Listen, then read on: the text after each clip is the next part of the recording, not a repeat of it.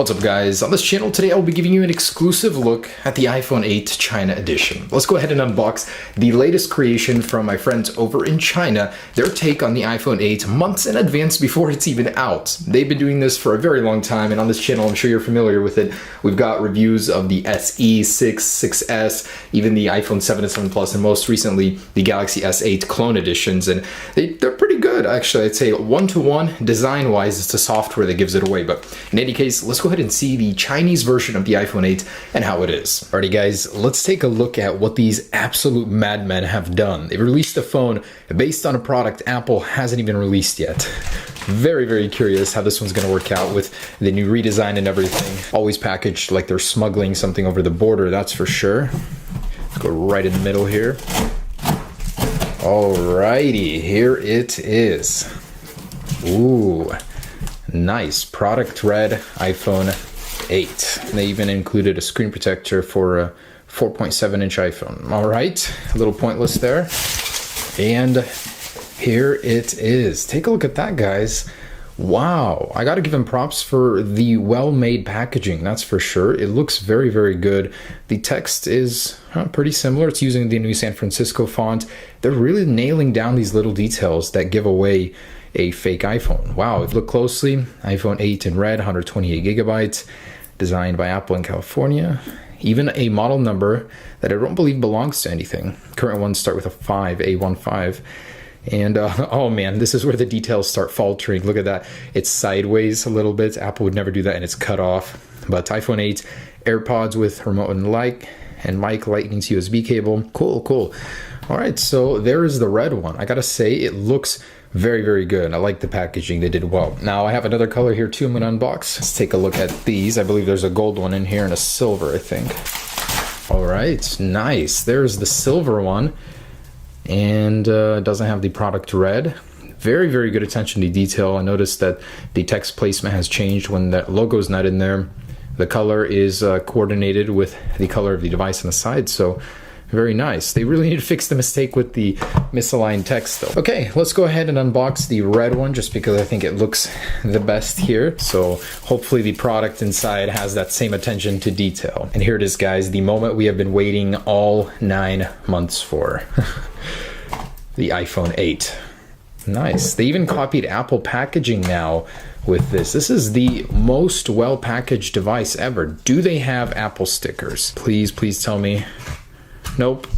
But hey, they do include something Apple doesn't, a SIM ejector tool. All right, here she is, guys.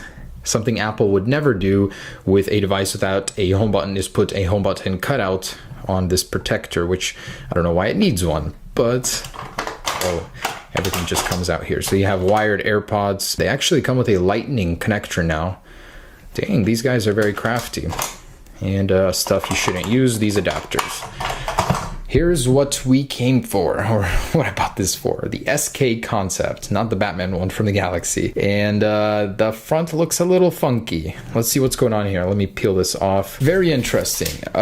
Crazy difference from what we've heard before, that it would be a full screen display. It would be going all around and up top. Nope, this one has a little cutout that looks like it's rounded corners, but if you look very closely, it's a lot like the Galaxy one without the rounded corners. So funky looking on the front. Literally all they did was add a little bit of vinyl to the existing iPhone 7 design.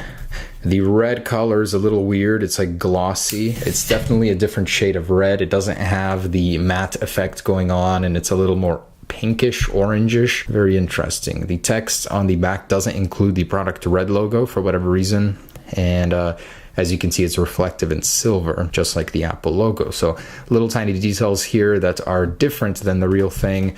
Camera lens, probably a dud in there, but pretty tiny, especially compared to the one-to-one specs. It's a little bit elongated, different looking, but they tried, I guess. Power button here and some sort of plastic around it. It's not as elongated as it should be. It's even smaller than the stock iPhone power button, which is interesting. So little tiny design differences here. Not even one-to-one with the real thing size-wise. It's tinier front too. So let's go ahead and power it on and see what's lurking underneath the surface of this phone. Which bastardized version of iOS? They got the splash screen right, but immediately it's apparent that the display just isn't there. So if you're trying to spoof somebody and sell this to them under the guise of an iPhone 8, it's not gonna work. I mean, it's immediately apparent. And it is incredibly thin though for what it is. It's even thinner, I believe, than the official model. Yeah. Wow, so they got that right. All right, and here it is. Press home to open. Oh yeah, I just realized this has no home button. Oh, it does though. So it's a capacitive home button underneath this little border chin area over here. So it's not actually on the screen, but I gotta say it looks pretty good. The display is pretty sharp actually. It's wow, pretty fluid, I must say. Looks quite good. Unfortunately, it's not running a clone of iOS 11, which is what I was hoping it would. No sort of shortcuts here. Basically, whoa, what's going on there? Some sort of glitch. It's got assistive touch on. Let's go ahead and see what this thing is running. Pretty close. The font's a little bit off. 11.0.1. Whoa, that is so funny. Apple seems to have updated iOS 11 without us even knowing it, before the real one is even out. Interesting. 32 gigabytes, available 28 even. Cool. So pretty close here. It's got all the telltale signs, but I'm disappointed they didn't go and change all of the little things in iOS 11. They just made it seem like iOS 11. So there's spotlight, nothing really going on here. Edit, pretty close interface. So let's check out spotlight, notifications, a little bit interesting. Control center, what do we have for control center? Is there no control center? You're kidding me. Oh, okay, there it is. So iOS 11 night shift. This is the iOS 10 one, but you do have the 2 pages. Very, very good. Let's see if there's a sort of 3D touch control here. Oh, there is. So if you hold on an icon, you get the 3D touch interface. I don't think it works in the control center. Anyways, I'm not able to get it to work. That's weird. This doesn't actually change the brightness until you let go. So you don't really know where it's going until you let go. So little flaw there for you guys. It's got the old icons, which is a little bit weird to see. I've gotten so used to the iOS 11 ones. Safari is Chrome, of course. There's obviously no fingerprint sensor anywhere, not on the back, not on the front. But for something so cheap, this is not bad. It's not as slow and laggy as any other clones I've personally used. Let's go ahead and download Geekbench and Antutu and see what this thing is running. Listen to this, they put the old lock sound in the new iPhone 8. That hasn't been around forever. And there it is. Alrighty, so we got a score of 22,735, almost 1/4 the score of an official iPhone 7. Ooh, I like how they put iPhone 8 in there, running Android 6.0. Nice. Holy crap, this thing runs hot. Just want to see. Whoa, 104 degrees, 105. Oh my goodness, this thing is really, really hot. The Geekbench sure is pushing it to its limits here. 105 degrees in your hand. Jeez, I had no idea modern smartphones go this low. 1,184 multi-core score with a 379 single-core score. What in the world? How is this even possible to use a phone this slow? But this is the iPhone 7. So thank goodness finding solace in that 5,913 multi-core score. Amazing. Anyways, guys, that is ridiculously slow. So performance-wise, the UI is pretty responsive. I'd have to say, like, they nailed that part down. It looks good. I wish they copied the iOS 11 style, but let's go ahead and test out that vertical camera. There must be so many improvements. I mean, Apple has completely taken the camera and swapped it sideways. This must mean good things for the camera quality. Let's go ahead and test it out. They did scam you on one thing, though. You can't actually change the video quality or any of those. It's just a placeholder. So 1080p 30 frames per second it is, I guess. Guys, I'm truly sure you're not ready for vertical lens camera video, so try not to be too shaken right now.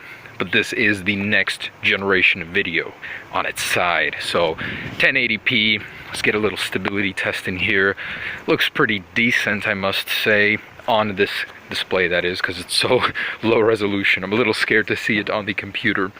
Lots of greenery. Day after July 4th. Thank goodness nothing caught fire. So, oh guys, careful.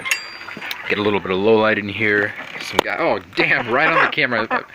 I guess it looks like a worm to them or something. It's a little bit longer now. The close-up focus is pretty bad. Like, it takes forever to focus. It looks pretty shaky to me. I think it is better quality than the iPhone 7 clone video. I mean, that one was just awful. Alright, so let's try this camera out. Look at that resolution. Hey, little birdie! Try out the zoom. Look at those pixels. So, there it is, guys. Video for you. Let's get some slow-mo as well. And I kid you not, guys. This is the footage it spat back out at me after recording slow-mo in supposed 240 frames per second. Nice. Truly an awful camera on this thing. Alright, boys. Last thing remains is to see, is the vertical camera real or is it a dud? Alrighty, so let's go ahead and get in here. They do use the pentalobe screws. The past is any indication, this thing should be very simple to take apart, even with that more advanced rounded display. Probably should turn it off before doing this. Whoa, what? There was like no struggle, it just pulled right off. Okay, so you've got a ribbon cable separating the display. I'm gonna go ahead and unplug it. But that's crazy how simple that was to take apart. Unplug. And what do we got? So, pretty slim battery in here. I'd be surprised if that was more than 2,000 milliamps, probably about 1,500 or so. You do have a pretty complex inside. I've got to say this is one of the most complex after the Galaxy S8s. The old ones were pretty basic. We can see that the camera is right here, the sensor for it. That means the one on the bottom is absolutely a dud. And the very interesting thing is the flash seems to be a 4 LED flash. So they actually copied that. So there are 4 little mini LEDs in there. It's quite bright when I turned it on. We can see here the SIM card, and this looks to be an SD card expansion here. So, pretty nice. Let's go ahead and test the speaker. I'm actually curious to see how that sounds, but it looks good. Actually, machined aluminum here, as you can see in the back. So this is for sure plastic, just a little plastic layer there. All right. Oh, man. That is pretty bad. That's terrible. It peaks. The music player, though, looks pretty similar to iOS's, so that's bad. Check out Siri on this thing. It's some really crappy version called Evi. I'm sure it's from the Play Store too. Terrible, terrible. I also wanted to share with you the wallpapers included with this. Surprisingly, they actually added a ton in here that Apple doesn't even have, so kind of strange to see a clone do something better than Apple does currently. Apple's choice of wallpapers are frankly disappointing. This doesn't have the back swipe either, which is a little infuriating. Design-wise, not awful. Very slim. Good use of space on this thing. I like that they tried. Software could definitely use a big workover. If they picked up the specs a little bit, made it a little bit faster, I think it would have been better. But overall, not bad. A quick look at the iPhone 8 China edition before it has even been released. So just wanted to say, don't buy this thing unless you really want to burn through $100 or so. You can find them all over the internet already, as they are for sale now. Just thought it was an interesting thing before the actual release.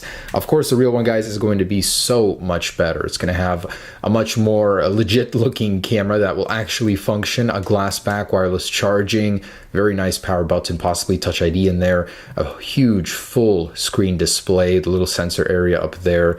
And it's going to be awesome, guys. Much better than this. Don't think that this thing has anything to do with the real one. It is a clone. So thanks so much for watching, guys. Stay tuned for upcoming iPhone 8 updates. All right, peace.